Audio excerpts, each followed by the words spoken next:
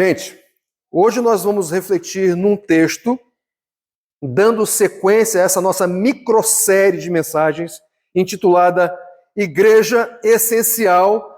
A igreja é essencialmente redimida, reunida, receptiva e redentiva. Na semana passada, nós vimos esse aspecto da identidade da igreja, o seu aspecto do fato de ser um grupo redimido. Hoje, vamos dar atenção a um outro aspecto da identidade, da essência da igreja, que é o fato dela ser não só um povo redimido, mas também ser um povo reunido. E nós veremos isso no texto de Hebreus, capítulo 10, do verso 19 até o verso 25, texto para o qual eu peço que você se direcione. Hebreus, capítulo 10, de 19 a 25. A ideia que esse texto propõe para nós é a seguinte: os benefícios da perfeita e definitiva obra de Cristo implicam em que a igreja considere seus membros e seja um povo regularmente reunido. Texto de Hebreus, capítulo 10, do verso 19 ao verso 25, diz assim a palavra do Senhor: Portanto, irmãos, temos plena confiança para entrar no lugar santíssimo pelo sangue de Jesus, por um novo e vivo caminho que ele nos abriu por meio do véu, isto é, do seu corpo. Temos, pois, um grande sacerdote sobre a casa de Deus. Assim, aproximemo-nos de Deus com um coração sincero e com plena convicção de fé, tendo os corações aspergidos para nos purificar de uma consciência culpada e os nossos corpos lavados com a água pura. Apeguemo-nos com firmeza à esperança que professamos, pois aquele que prometeu é fiel. E consideremos uns aos outros para nos incentivarmos ao amor e às boas obras. Não deixemos de reunir-nos como igreja, segundo o costume de alguns, mas procuremos encorajar-nos uns aos outros ainda mais quando vocês veem que se aproxima o dia. Vocês devem ter observado que no versículo 19, o autor desta carta começa com uma palavrinha importante. Palavrinha portanto. Essa palavra é importante por quê? Porque ela sinaliza o efeito de uma causa descrita, discorrida anteriormente. Ou, em outras palavras, o autor de Hebreus, nos versículos anteriores, veio construindo uma ideia. E agora, uma vez construída a sua ideia, uma vez exposto o seu argumento, ele vai concluir e apontar para os efeitos ou para as implicações necessárias, imperdíveis, deste argumento que foi apresentado ao longo dos versículos anteriores. Este autor utiliza termos que precisam ser esclarecidos. Por exemplo, ele fala de entrar no lugar santíssimo. Naturalmente, o autor de Hebreus está utilizando uma terminologia que era muito compreensível para a sua audiência. Em ocasiões anteriores, se eu não me engano, há 3 domingos atrás, eu preguei num texto de Hebreus, e naquela ocasião eu esclareci para vocês que o autor dessa carta estava escrevendo para um grupo de pessoas um grupo que veio do judaísmo. Então, quando o autor de Hebreus usa essa terminologia, lugar santíssimo, é claro, ele está fazendo referência a algo que era comum à antiga fé deles. Porque lugar santíssimo era algo que fazia parte da rotina do judeu. Ou mais especificamente, era uma rotina do povo hebreu. E com isso, o que o autor deste livro vai propor que tudo aquilo que pertenceu à antiga aliança teve seu lugar, mas era incomparavelmente inferior a Jesus Cristo. E este é o argumento básico do autor de Hebreus. Cristo é superior. Cristo é superior, inclusive em relação ao sistema sacrificial hebreu. E é dentro desse sistema sacrificial judeu que se encontram elementos e terminologias como essas: lugar santíssimo. Vejam, lugar santíssimo era um compartimento que pertencia ao tabernáculo. É interessante porque, cronologicamente falando, o autor de Hebreus ele poderia, por exemplo, se referir ao templo de Salomão. Ele poderia fazer isso. Na realidade, ele poderia ter se referido ao templo de Jerusalém do seu tempo. Mas ele se refere ao tabernáculo com uma intenção muito clara, porque a pessoa que estava diretamente relacionada ao tabernáculo era Moisés. E um dos pontos do argumento do autor de Hebreus aqui nessa carta é que Jesus é superior não só ao sistema sacrificial em si, mas Jesus é superior a Moisés. E aí ele vai usar essa terminologia relacionada ao tabernáculo. Inclusive eu queria que a Deise colocasse aqui uma fotinha do tabernáculo. Ali em cima é todo o campo no qual o tabernáculo se encontrava. Temos o pátio dele, onde o israelita levava para o sacerdote a sua oferta. Ele havia pecado. E para resolver o pecado não tem jeito. Por quê? Porque o salário do pecado é a morte, segundo Romanos capítulo 6, verso 23. Então, se alguém pecou, da perspectiva de Deus, essa pessoa deveria morrer.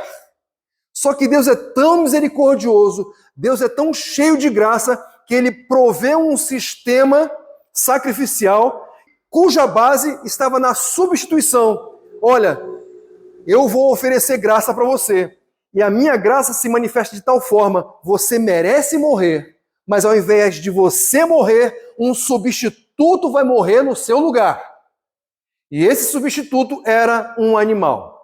Poderia ser uma ovelha, poderia ser um carneiro, poderiam ser pombinhos, etc. Esse animal era imolado, o seu sangue era derramado, e aí, depois de queimado, este sangue era levado para dentro do tabernáculo por uma pessoa, o sumo sacerdote. O sumo sacerdote, portanto, entrava no tabernáculo, que era composto basicamente por dois cômodos. O primeiro, chamado de lugar santo, onde os outros sacerdotes poderiam também trabalhar. Porém, havia um outro compartimento, e esse compartimento era separado do lugar santo por um véu.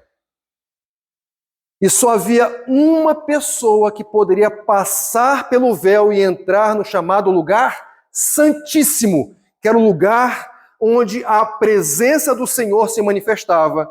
Somente o sumo sacerdote poderia entrar ali e ministrar diante do Senhor. E naquele local, o chamado lugar santíssimo, o sumo sacerdote aspergia o sangue do sacrifício na tampa da arca da aliança, chamada propiciatório. Nessa tampa havia dois querubins, dois anjos, olhando para baixo, um de frente para o outro, olhando para baixo, como que olhando para o interior, para o conteúdo da Arca da Aliança, que era composto por um pedaço do maná, o pão que Deus deu no deserto, a vara de Arão e as tábuas da lei. Tudo aquilo que o povo de Israel rejeitou. Então, dentro da Arca da Aliança, estava a expressão, a evidência, os elementos que indicavam que o povo pecou, o povo quebrou a lei, o povo se afastou da direção de Deus, o povo renegou, o povo rejeitou a sua provisão de alimento no deserto. Só que esses querubins, representando a presença de Deus, digamos assim, olhando para estes elementos, para o fato de que o povo pecou, o que esse povo, portanto, merecia era a ira de Deus. Só que, por meio desse sistema sacrificial, o sangue do animal substituto era aspergido nesse local, nessa tampa da Arca da Aliança chamada propiciatório, de forma que esse sangue cobria o que estava no interior da Arca da Aliança.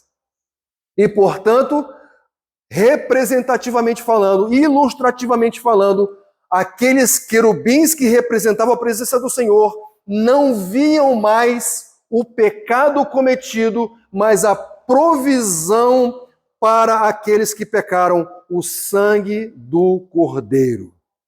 Deus, então, provê um substituto. Agora vejam, o povo entrava lá? Não entrava. Só uma pessoa de uma tribo específica, escolhida pelo Senhor, entrava lá uma vez por ano.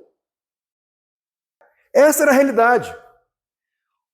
O povo entrava, digamos assim, confiado no ministério, no serviço que o sacerdote iria praticar. Mas o povo não entrava lá. O povo não tinha acesso à presença de Deus. Não tinha. Então, o sistema sacrificial de Israel era assim. Ele tinha tabernáculo, ele tinha sumo sacerdote, mas isso tudo não era suficiente para levar o povo para além do véu.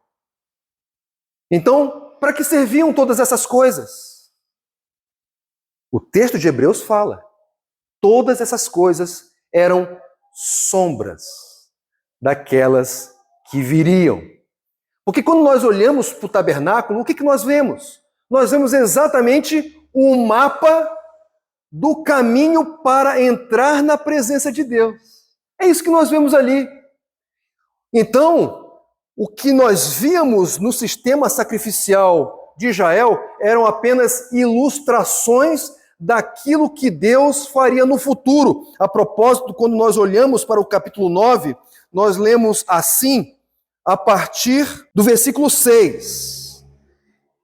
Estando tudo assim preparado, os sacerdotes entravam regularmente no lugar santo do tabernáculo para exercer seu ministério. No entanto, somente o sumo sacerdote entrava no lugar santíssimo apenas uma vez por ano e nunca sem apresentar o sangue do sacrifício que ele oferecia por si mesmo e pelos pecados que o povo havia cometido por ignorância. Dessa forma, o Espírito Santo estava mostrando que ainda não havia sido manifestado o caminho para o lugar santíssimo enquanto permanecia o primeiro tabernáculo. E aí ele diz, isso é o quê? Versículo 9.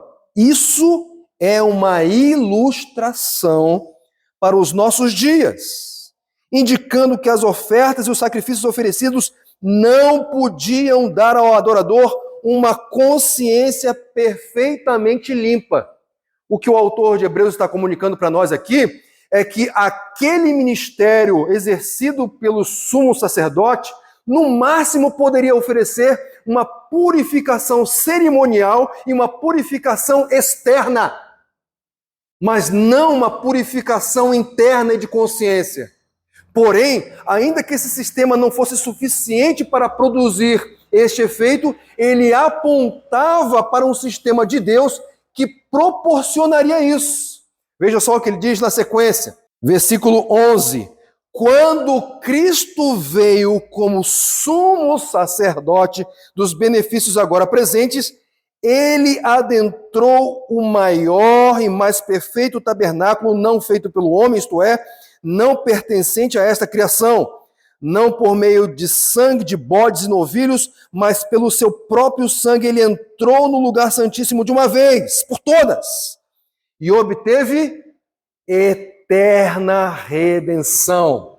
O que isso significa? Significa que o ministério sacerdotal de Cristo foi perfeito e definitivo, porque a redenção que ele ofereceu ali não foi apenas uma redenção externa, não foi uma redenção cerimonial, mas foi uma redenção que produziu um perdoar de pecados, o livrar da culpa e uma purificação de consciência.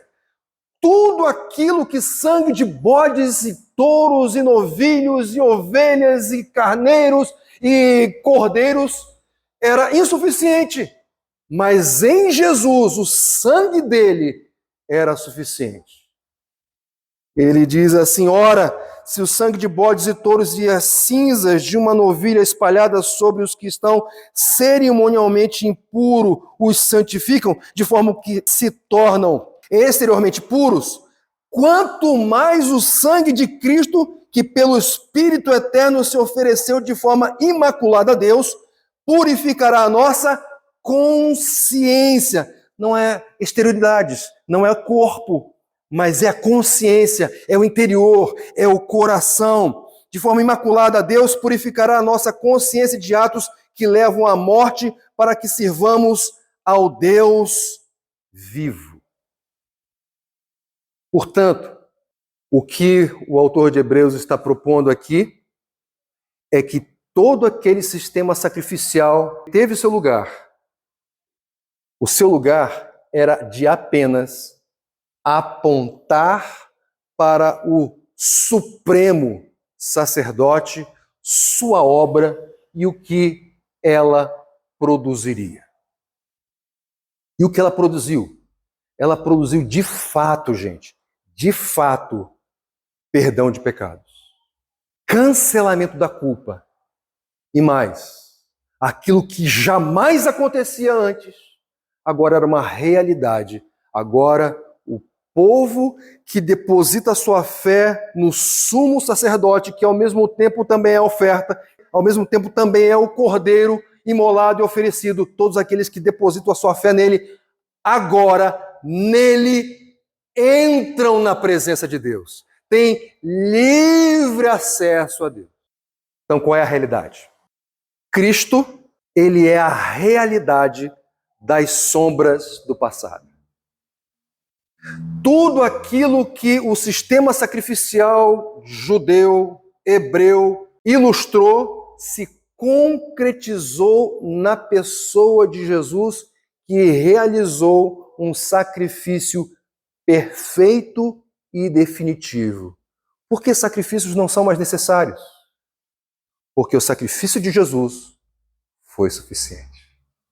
De forma que aquilo que ele fez basta. E nós podemos confiar na sua obra. Essa é a realidade. E essa realidade vai trazer benefícios. Benefícios reais. E é justamente aqui que o autor de Hebreus fala: portanto, irmãos. Ele não está se dirigindo a pessoas que não creem em Jesus. Ele não está se dirigindo a pessoas que não depositaram sua fé e vivem em fé, dependem de Jesus na sua vida.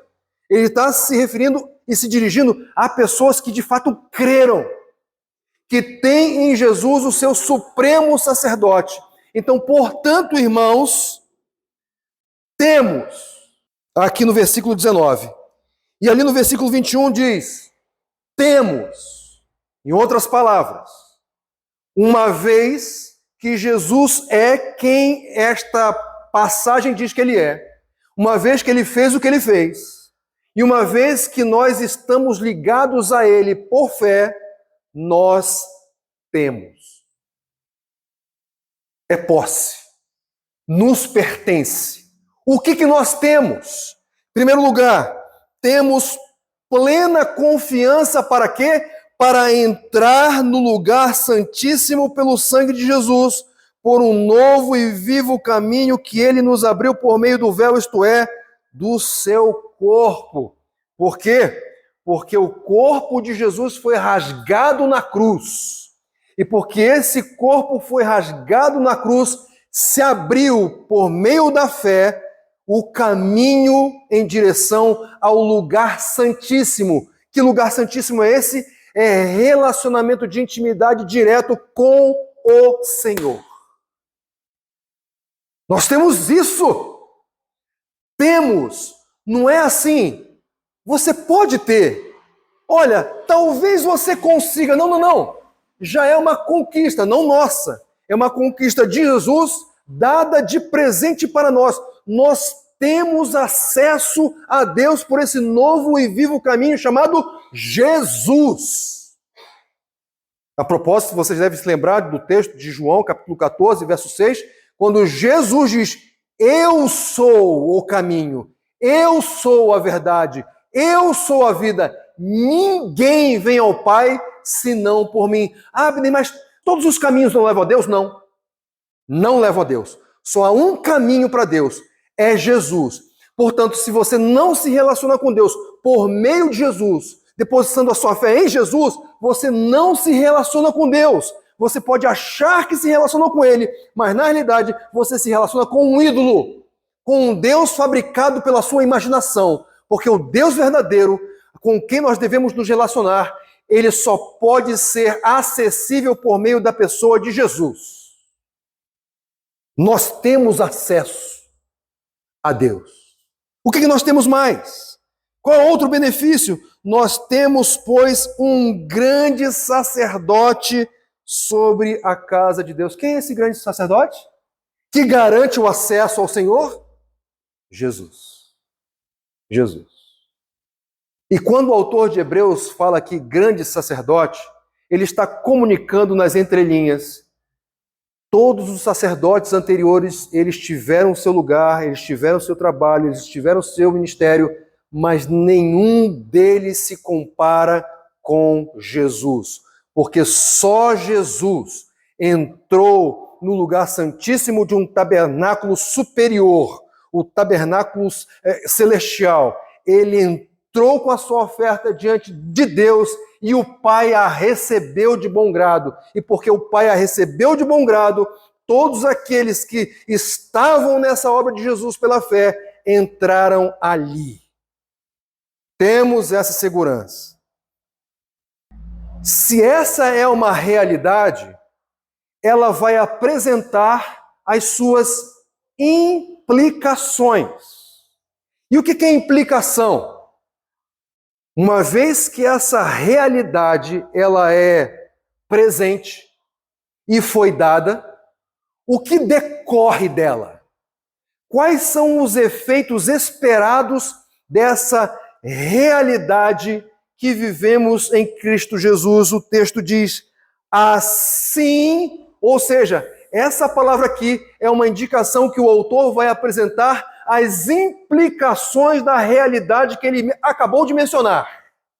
E quais são essas implicações? O que se espera daqueles que têm plena confiança de entrar na presença de Deus e daqueles que têm um grande sacerdote sobre a casa do Senhor? Espera-se, em primeiro lugar, que eles se aproximem de Deus. Espera-se, em segundo lugar, que eles se apeguem com firmeza à esperança que professam.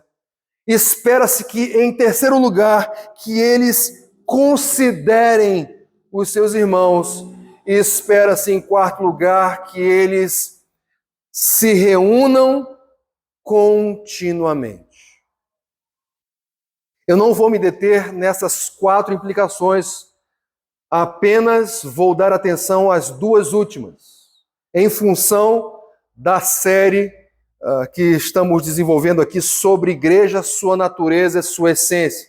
Em outras palavras, eu vou dar atenção a essa implicação de considerar e a implicação de continuar. 2 Cs, fácil de memorizar. Considerar, continuar. Primeira implicação, o que fazer?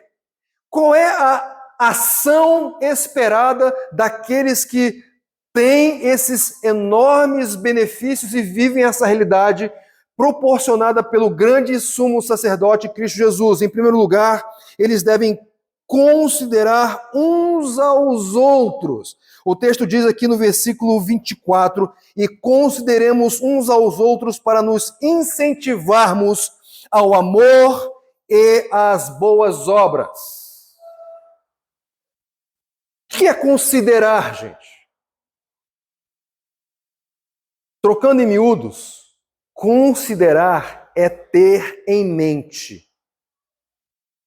Mas não é aquele ter em mente do tipo, eu lembrei, tive um breve pensamento a respeito sobre e com o primeiro passar de carro a minha atenção se voltou para aquele veículo que passou. Não é assim. Esse considerar aqui é ter em mente pessoas com as quais estamos envolvidos e essas pessoas de fato ocupam o nosso coração. Elas têm, digamos assim, prioridade nas nossas afeições. São pessoas para as quais nós temos um profundo interesse de manifestar praticamente estas afeições. Então, esse considerar implica em ter em mente, mas um ter em mente dessa natureza. Ter em mente quem? O texto diz, uns aos outros. A propósito, se há uma expressão neotestamentária, uma expressão do Novo Testamento que é abundante nessa parcela, nesse bloco da Bíblia, é essa expressão. Uns aos outros. E uns aos outros tem relação com coletividade e não com individualidade. Quando o autor de Hebreus ele fala dessa consideração, ele está se referindo a um considerar coletivo, um considerar congregacional. E essa consideração tinha um propósito muito bem definido. E consideremos uns aos outros para nos incentivar ao amor, ou seja, para, indicação de propósito, para nos incentivarmos ao amor e às boas obras. E eu sei, especialmente porque nós vivemos numa cultura ocidental, a nossa tendência é, quando ouvimos essa palavra amor, a nossa tendência é pensar, o autor de Hebreus então está nos incentivando a nos incentivarmos a termos bons sentimentos em relação aos outros. Embora isso seja até verdade, muito provavelmente, para não dizer certamente, o autor de Hebreus tinha outra coisa em mente aqui, gente. Ele não estava se referindo especificamente a esse sentimento que provoca borboletas na nossa barriga, que faz com que nós nos arrepiemos ou coisa do tipo. Por quê? Porque o amor bíblico não é um amor subjetivo. Não é um amor que varia de acordo com os sentimentos, com os conceitos, as definições, com a cultura, enfim, das pessoas individualmente. Não, não. É o amor segundo a Bíblia. E o amor segundo a Bíblia não é um amor subjetivo. Não é um amor do tipo romântico, não é. É um amor prático. Não sei se você lembra daquela passagem no Evangelho de João, capítulo 14, versículo 21. O apóstolo João, reproduzindo as palavras do Senhor, disse assim: aquele que tem os meus mandamentos e os guarda, este é o quê? O que me ama. E aquele que me ama será amado por meu Pai, e eu também o amarei, e me manifestarei a Ele. Estou citando esse texto de João capítulo 14, verso 21, apenas para ilustrar para você que amor aqui não diz respeito a subjetividades, a sensações passageiras e flutuantes, mas a uma atitude que visa o bem do outro, que visa o crescimento do outro, que visa a edificação, o aprofundamento, a intensificação da sua santidade. E consideremos uns aos outros para nos incentivarmos ao amor e às boas obras. Na semana passada, pregando ali em Efésios capítulo 2, versículo 10, Paulo disse assim: porque somos criação de Deus realizada em Cristo Jesus para fazermos boas obras, as quais Deus preparou antes para que nós as praticássemos. Nós podemos ter uma perspectiva a respeito de boas obras, mas as obras que de fato são boas, são caracterizadas assim, são, primeiro, as obras que decorrem da fé em Cristo, e são aquelas obras que, portanto, foram preparadas pelo Senhor para que nós as praticássemos. Tem um monte de coisa boa que a gente faz e que não necessariamente está envolvido com aquilo que Deus preparou de antemão. Podem ser coisas boas, podem ser coisas interessantes, podem ser coisas louváveis, mas podem ser coisas as quais Deus não preparou antes para que nós com elas nos envolvêssemos, coisas que Deus não preparou antes para que nós as praticássemos. Mas seja como for, o fato é que dentro dessa perspectiva coletiva deve haver um incentivo mútuo, um incentivo coletivo, no sentido de que não só um, mas o outro, uns e os outros reproduzam, vivam esse amor e pratiquem essas boas obras. E elas serão praticadas mais intensamente, mais regularmente, na medida em que esse incentivo, ele acontece. Porque o pressuposto aqui é, se nós não incentivarmos, a tendência é que essas práticas, elas se enfraqueçam, elas deixem de acontecer na intensidade esperada. O que se espera daqueles que têm livre acesso a Deus e tem esse grande sumo sacerdote sobre a casa do Senhor? O que se espera? Espera que estes considerem uns aos outros para incentivar, ou seja, com esse propósito, incentivar uns aos outros ao amor e à prática de boas obras.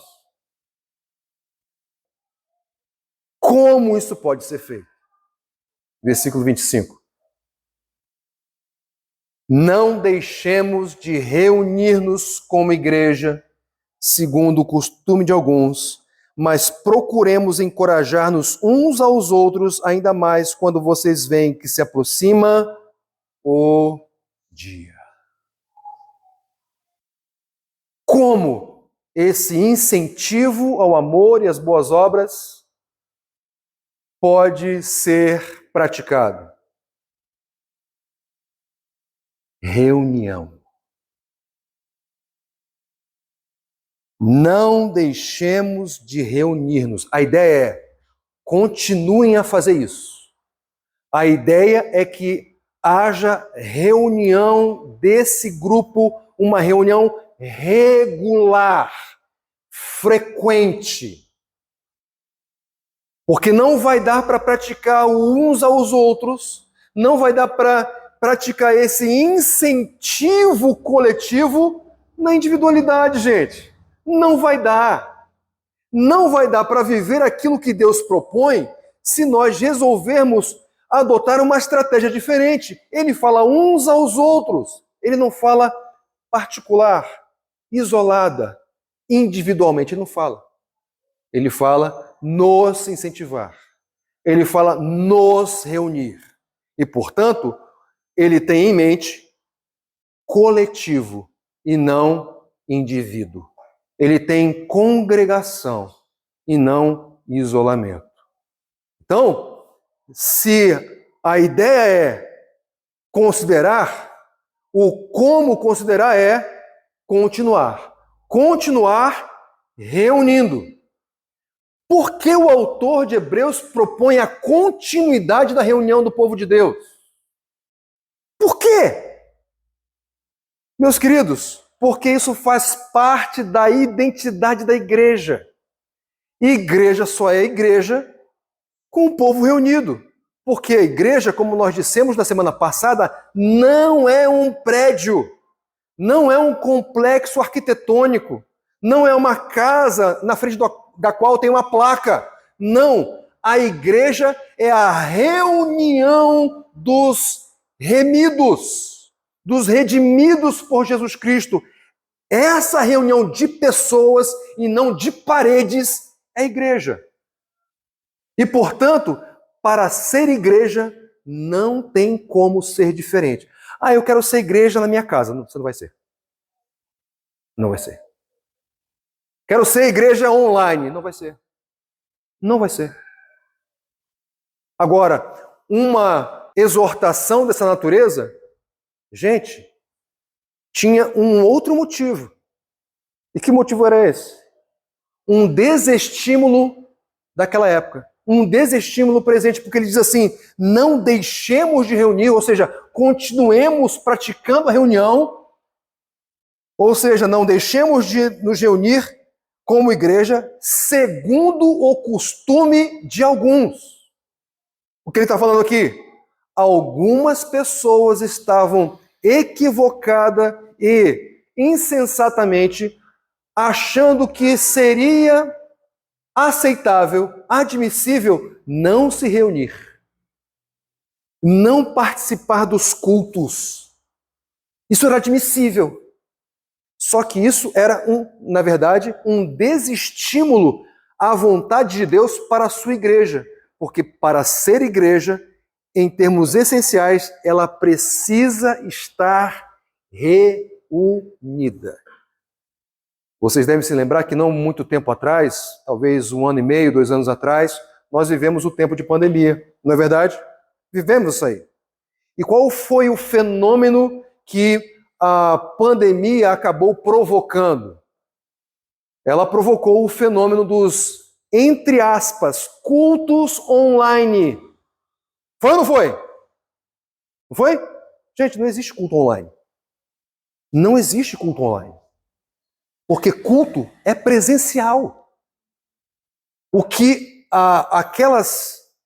aqueles vídeos mostravam para as pessoas que estavam na sua casa era o culto de algumas pessoas que gravaram o seu culto naquele ambiente. É a transmissão de uma experiência que as pessoas que estavam em casa não viveram. Elas apenas assistiram. Elas foram telespectadoras.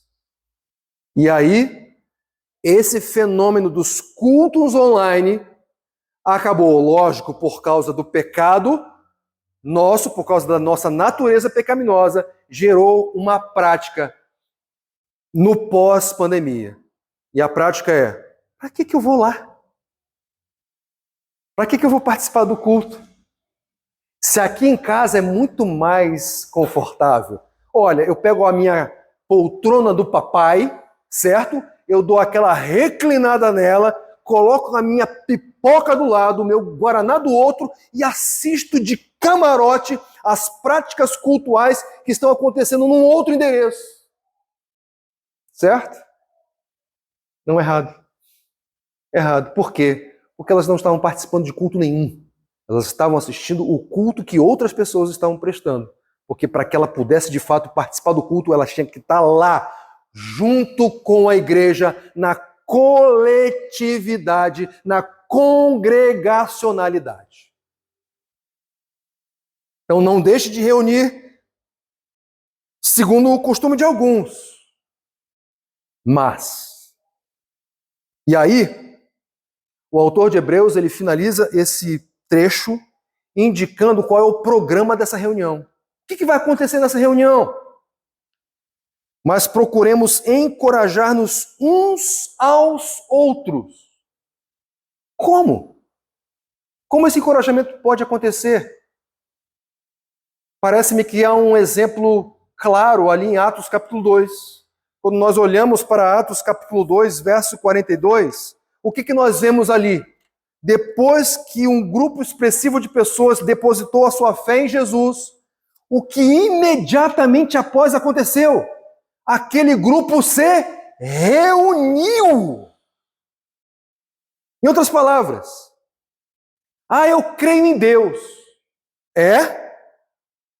Você tem o desejo de se reunir com outras pessoas que dizem a mesma coisa? Não. Então você não crê em Deus.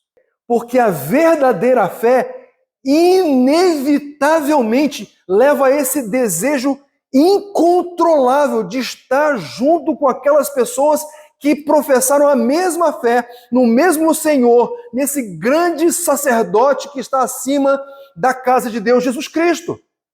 Então, quando nós chegamos ali em Atos capítulo 2, depois da pregação dos apóstolos e conversão de milhares de pessoas, ali em Atos capítulo 2, verso 42, o que nós constatamos? Vemos o seguinte, o texto diz assim: eles se dedicavam ao ensino dos apóstolos, à comunhão, ao partir do pão e às orações. Perceberam? Há uma dedicação, há uma insistência, há uma perseverança coletiva na doutrina dos apóstolos, no partir do pão, nas orações. E o participar desse programa é um instrumento que Deus utiliza para incentivar, fortalecer e encorajar todos aqueles que participam dessa reunião. Em outras palavras, deixe de participar dessas reuniões. O que vai acontecer? Desencorajamento, enfraquecimento, uma santidade que vai se debilitando e, consequentemente, retrocesso. O autor de Hebreus está escrevendo para um pessoal que está considerando retroceder. Ele coloca, olha só, vocês não podem fazer isso. Vocês têm que se reunir como igreja, porque esta reunião tem um propósito, produzir encorajamento. É verdade, você pode ficar desencorajado. Eu já tive momentos de desencorajamento e certamente terei outros. Mas é no contexto da igreja, onde o Espírito Santo habita também, é que ele vai promover esse encorajamento, esse incentivo e vai nos tirar do buraco do desânimo. E vai fazer com que nós, de fato, andemos. Então é para esse propósito que nós fomos chamados como igreja, para nos reunirmos com este programa definido pelo próprio Senhor. E aí ele termina apontando para um estímulo. Algo que deve nos demover da possibilidade de considerar não nos reunirmos como igreja. E qual é esse incentivo? Ainda mais quando vocês veem que se aproxima o dia. A que dia o autor de Hebreus está se referindo aqui? Tem ideia? Sim, se você pensou a volta de Cristo, ok. Mas o autor de Hebreus ele tem algo mais específico em mente quando ele pensa nesse dia. O que mais especificamente o autor de Hebreus está comunicando aqui? A que dia ele está se referindo? Dia do juízo. Se continuarmos a pecar deliberadamente depois de recebermos o conhecimento da verdade, já não resta sacrifício pelos pecados, mas tão somente uma terrível expectativa de juízo e de fogo intenso que consumirá os inimigos de Deus. Quem rejeitava a lei de Moisés morria sem misericórdia pelo depoimento de 2 ou 3 testemunhas. Quão mais severo castigo julgam vocês? Merece aquele que pisou aos pés o Filho de Deus, profanou o sangue da aliança pelo qual ele foi santificado e insultou o Espírito da graça. Pois conhecemos aquele que disse, a mim pertence a vingança, eu retribuirei, outra vez: o Senhor julgará o seu povo, terrível coisa é cair nas mãos do Deus vivo. Lembrem-se dos primeiros dias depois que vocês foram iluminados, quando suportaram muita luta e muito sofrimento. Algumas vezes vocês foram expostos a insultos e tribulações. Em outras ocasiões, fizeram-se solidários com os que assim foram tratados.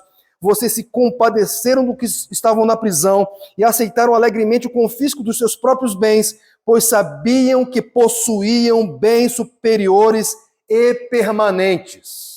Por isso, não abram mão da confiança que vocês têm. Ela será ricamente recompensada. Vocês precisam perseverar, de modo que quando tiverem feito a vontade de Deus, recebam o que Ele prometeu, pois em breve, muito em breve, aquele que vem virá e não demorará, mas o meu justo viverá pela fé. E se retroceder, não me agradarei deles. Sabe qual é um bom incentivo para nós sermos demovidos da possibilidade, daquela insinuação de deixarmos de nos reunir? Deus é amor, mas Deus não deixará de ser o Deus de juízo. Então veja só que coisa, hein? O que o autor de Hebreus está comunicando para nós é que esse dia deve despertar a nossa atenção para o valor de nos reunirmos e de continuarmos fazendo assim e de perseverarmos nessa reunião. Porque aqueles que fazem pouco caso da reunião da igreja, aqueles que não amam estar em igreja, aqueles que não estão regularmente e continuamente se reunindo como igreja, eles estão caminhando em direção ao juízo de Deus. O que o autor de Hebreus está comunicando para nós aqui é: se você não ama a igreja, se você não participa regularmente da reunião da igreja de Jesus, você não é um crente, você não é um discípulo de Jesus. E se você não crer no Evangelho, o destino que lhe espera é o juízo de Deus, a aplicação da ira dele. É isso aí. Então, vejam com tamanha seriedade Deus considera a reunião da igreja. Não é pouca coisa. A igreja, ela é redimida, mas ela também é essencialmente reunida. O que esse texto fala sobre igreja para nós? Em primeiro lugar, esse texto fala que a igreja tem acesso a Deus. Em segundo lugar, esse texto fala que a igreja tem um grande sumo sacerdote. E em terceiro lugar, esse texto fala que a igreja, ela deve regularmente se reunir, porque ela só é igreja se ela estiver reunida.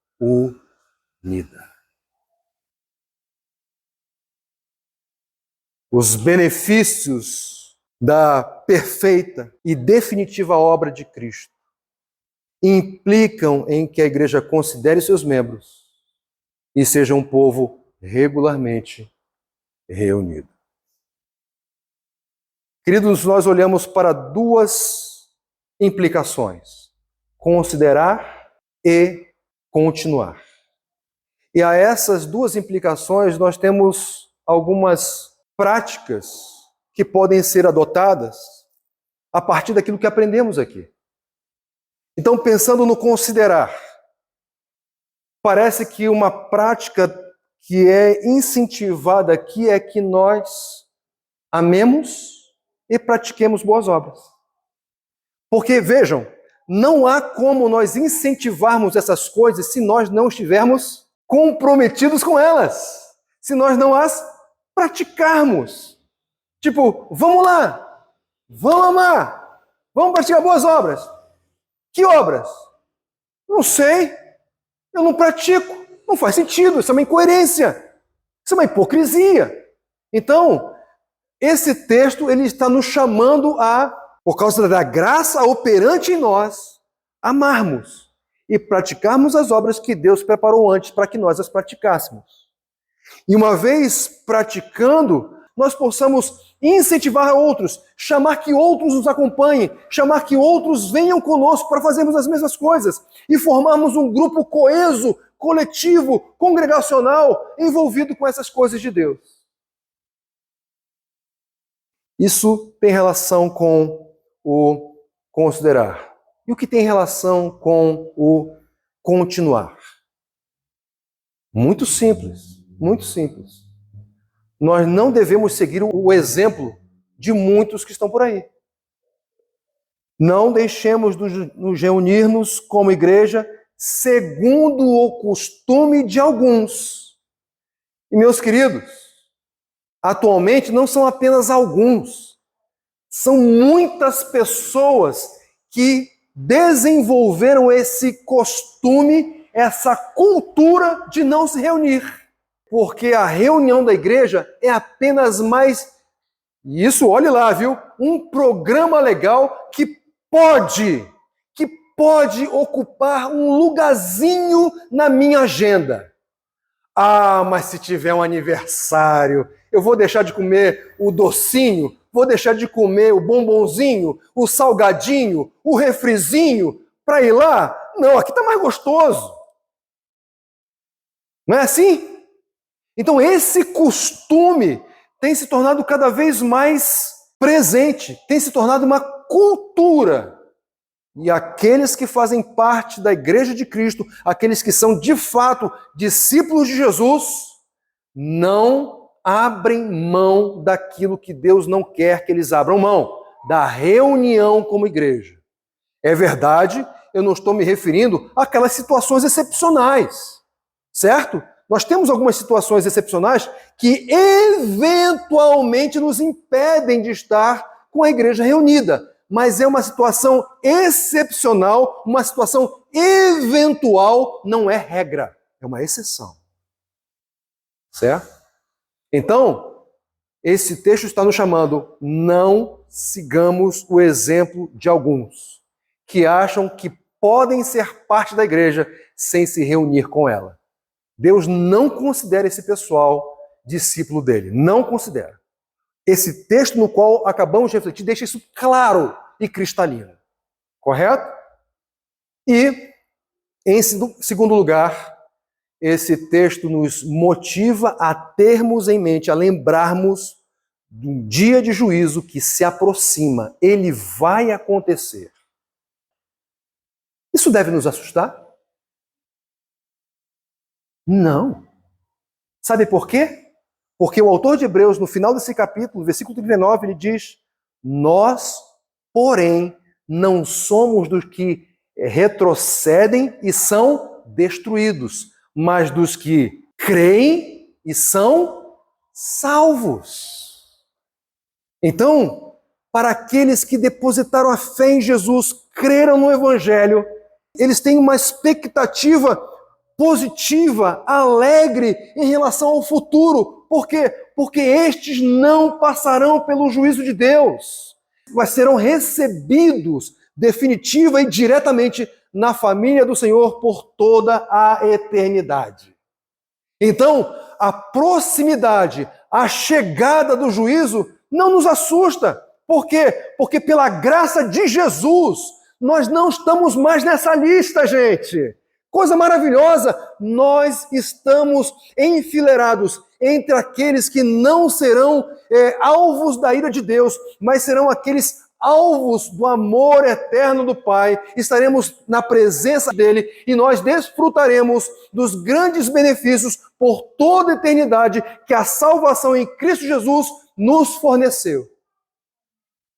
Na verdade, nós devemos olhar para o dia do juízo e usá-lo como um alerta para aqueles que não creem. Creia em Jesus. Entregue a sua vida para Ele, porque se você não fizer isso, você não será mais alvo do amor de Deus, você será alvo da ira de Deus, você será condenado por toda a eternidade. Não fui eu que inventei isso, é a Bíblia que fala essas coisas. Mas Deus apresenta os seus grandes laços de amor. Você não deve deixar a vida de pecado, de lamaçal, por causa do medo do juízo, mas por causa do amor que Deus demonstrou em Cristo Jesus, que nos livra desse juízo. Mas Deus é honesto, Ele não quer deixar você ignorante quanto às suas ações futuras. Ele vai aplicar juízo. Mas até lá haverá oportunidade para não ser enfileirado naqueles que estão caminhando em direção ao precipício, mas colocando, depositando a sua fé em Jesus, que morreu, mas ressuscitou ao terceiro dia. Você pode sair dessa fila e ir para aquela que vai em direção à eternidade, desfrutar desse amor maravilhoso de Deus, com Ele, com Jesus Cristo, e reinar com Ele por toda a eternidade. Isso você não pode dispensar. Não faça isso. Não faça isso. Você gosta de futebol? Eu gosto de futebol. Eu gosto de vôlei. Eu não gosto de rugby. Muito menos de beisebol. Mas dos dois primeiros eu aprecio muito. Sou capaz de assistir a essas modalidades por horas. Mas seja como for, a realidade é que elas têm uma coisa em comum. O quê? Todos são esportes essencialmente coletivos. Se eles forem praticados na individualidade, eles não serão esse esporte, futebol de campo, vôlei de quadra, rugby e beisebol. Não serão. Porque para que esses esportes possam ser de fato praticados, eles devem envolver uma reunião de pessoas, porque eles são essencialmente coletivos. A mesma coisa a igreja. Não dá para ser igreja só. Não dá para ser igreja isolado. Não dá para ser igreja online. Não dá para ser igreja na poltroninha do papai. Não dá. Por quê? Porque a igreja, ela é redimida, mas ela também é reunida. Os benefícios da perfeita e definitiva obra de Cristo implicam em que a igreja considere seus membros e seja um povo regularmente reunido.